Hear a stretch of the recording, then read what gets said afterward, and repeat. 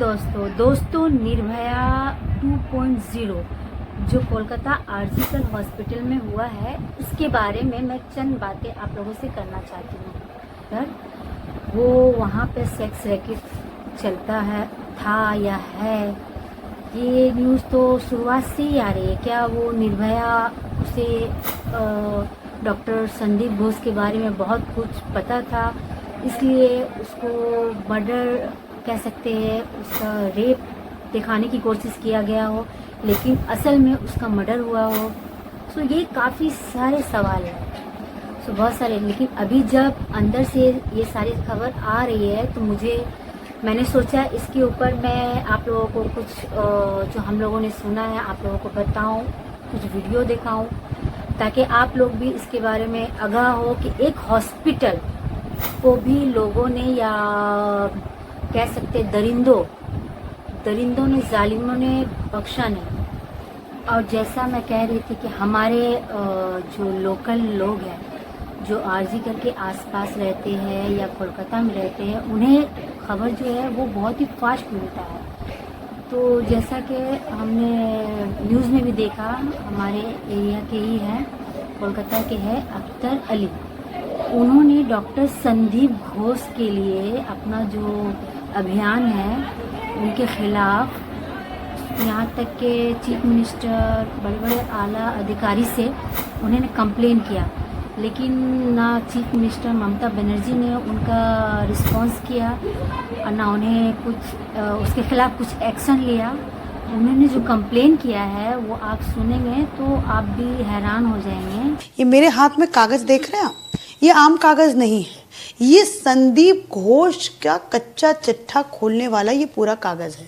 और जो मेरे बगल में बैठे आप व्यक्ति देख रहे हैं, इनका नाम है अख्तर अली। इनका रोल कहाँ पर है और ये जो आज बलात्कार हुआ है इसमें ये क्या कुछ देखते हैं। जिस तरीके से सेक्स रैकेट का मामला निकल के आ रहा है कि यहाँ पर ड्रग रैकेट चलता था, क्योंकि गलत आदमी थे, उनके कुछ दोस्त है जो बाहर से, जो आरजी करके नहीं है बाहर के, वो बीच बीच में लड़कियां लेके गेस्ट हाउस में आते थे और ठहरते थे। ये बिल्कुल सच है क्योंकि ये मैंने खुद वेरीफाई किया हुआ। गेस्ट हाउस में ये होता था, एडल्टरी होता था और ये डॉक्टर संदीप घोष के इन्वॉल्वमेंट से ही होता था। हॉस्पिटल में इस तरह की वारदातें होती है, ये हॉस्पिटल है, यहाँ लोग परेशान होके आते हैं अपने मज़े के लिए।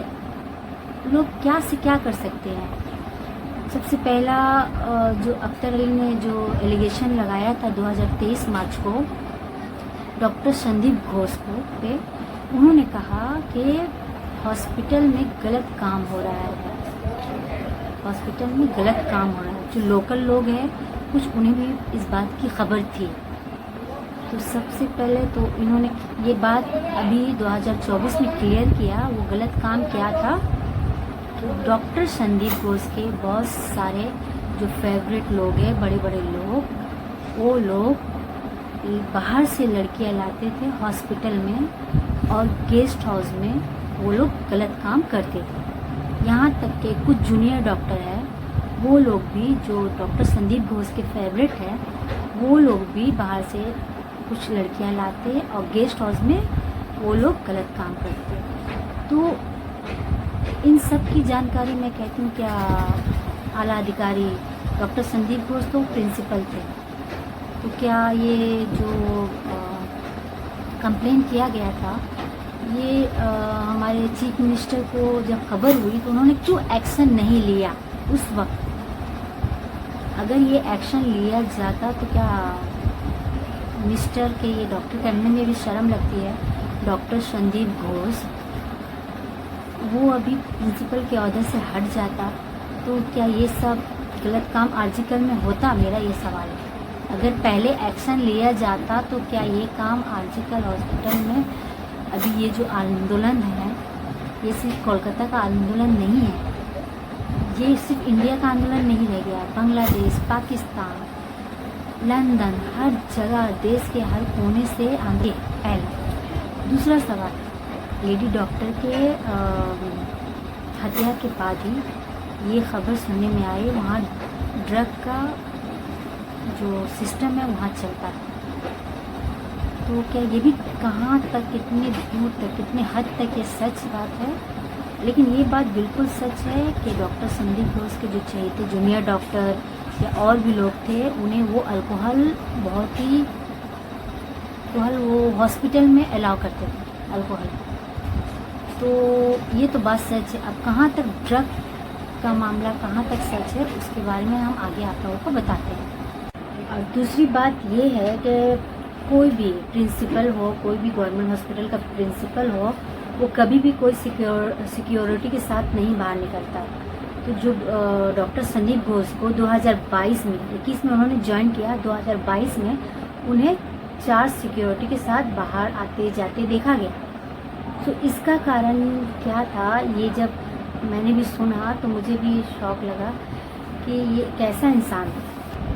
सो उन्होंने बहुत सारे जो डॉक्टर एग्ज़ाम में घपला किया था, बहुत सारे जूनियर डॉक्टर को फेल करा दिया था। और इसके अलावा जो उनके चहेते डॉक्टर हैं उनको वो ज़्यादा मार्क्स देते हैं। और जो आर्जिकल में जो आर्जिकल का कुछ टेंडर का काम होता, उसमें वो 20% कमीशन खाते थे।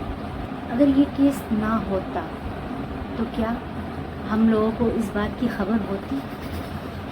अगर केस हो जाता और डॉक्टर संदीप घोष या हमारे जो जिनका सत्ता है हमारे वेस्ट बंगाल में, वो ये केस दबाने में कामयाब हो जाते, तो क्या ये सब बातें खुल के आती? ये सब सवाल है। क्या डॉक्टर संदीप घोष, अगर ऊपर से प्रेशर नहीं आता, तो क्या डॉक्टर संदीप घोष अभी तक आर्जिकल के प्रिंसिपल ही रहते? तो डॉक्टर संदीप घोष जो 2021 में आर्जिकल के प्रिंसिपल बने, वो हमारे हॉस्पिटल स्पंदन में हम लोगों ने उनके अंडर में बहुत सारे बिलिंग, बहुत सारे एडमिनिस्ट्रेटिव काम किए हैं। 2018 की बात है। उस वक्त हम लोगों को पता नहीं था कि ये डॉक्टर आगे चल के मतलब 2-3 साल के बाद ये डॉक्टर और क्या क्या कर सकता है। ये हमने अपने कलीग से ये सुना था, ये जो डॉक्टर संदीप घोष है, ये किसी गवर्नमेंट हॉस्पिटल में जॉब करते हैं 2018 में।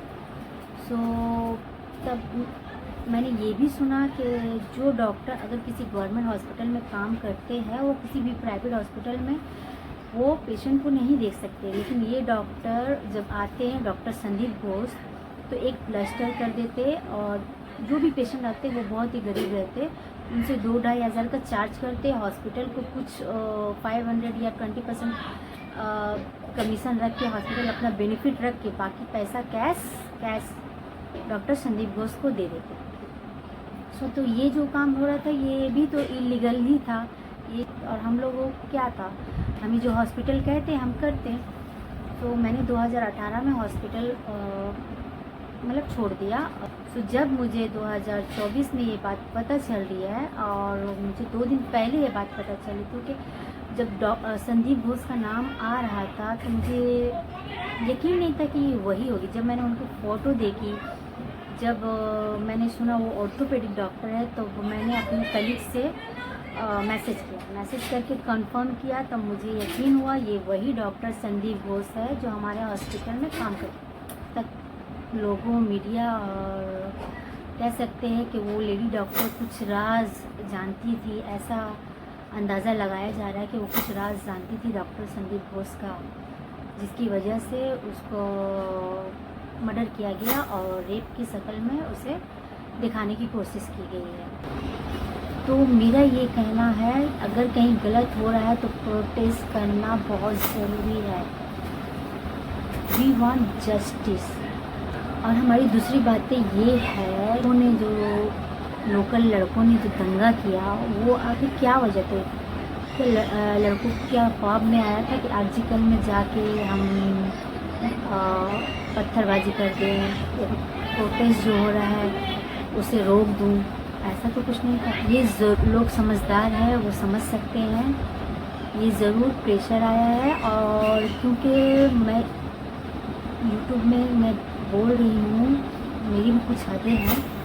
मैं बस आगाह कर रही हूँ कि जिसका सत्ता हो वो अपना गलत पावर यूज़ ना करे किसी भी जगह।